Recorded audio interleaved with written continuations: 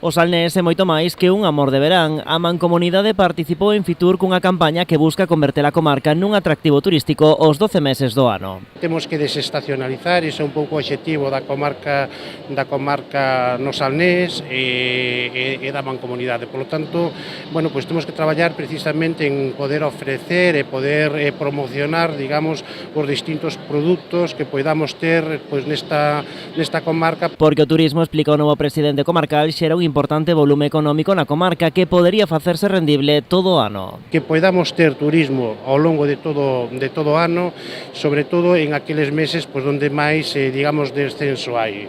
Hai que dicir que o turismo crea un movimento económico moi importante e, polo tanto, temos que traballar. Eu creo que xa se ven traballando dende fai uns anos, creo que hai un crecemento moi importante. Explica David Castro que máis alá do verán e das praias, o Salnés ofrece moitas opcións. Por exemplo, nesta nova etapa da Mancomunidade queren apostar polo potencial das rutas que atravesan os concellos da Bisbarra. A variante espiritual, a ruta da Pedra da Auga, a ruta do Padre Sarmiento, pois son valores que temos aí que de alguma maneira temos que apostar forte dunha maneira decidida para poder atraer a ese turista que lle gusta pois esa paisaxe, que lle gusta esta auga para poder disfrutar.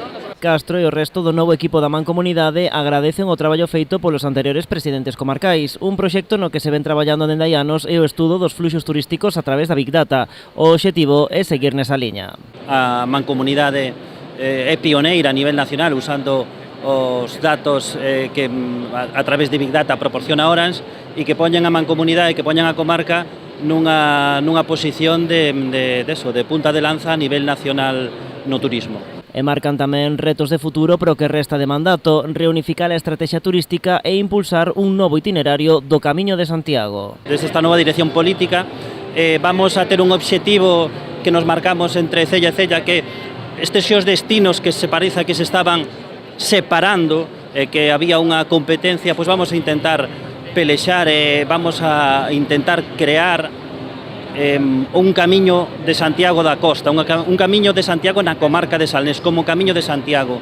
A presentación da Mancomunidade asistiron varios alcaldes da comarca, entre eles a expresidenta Marta Giraldez.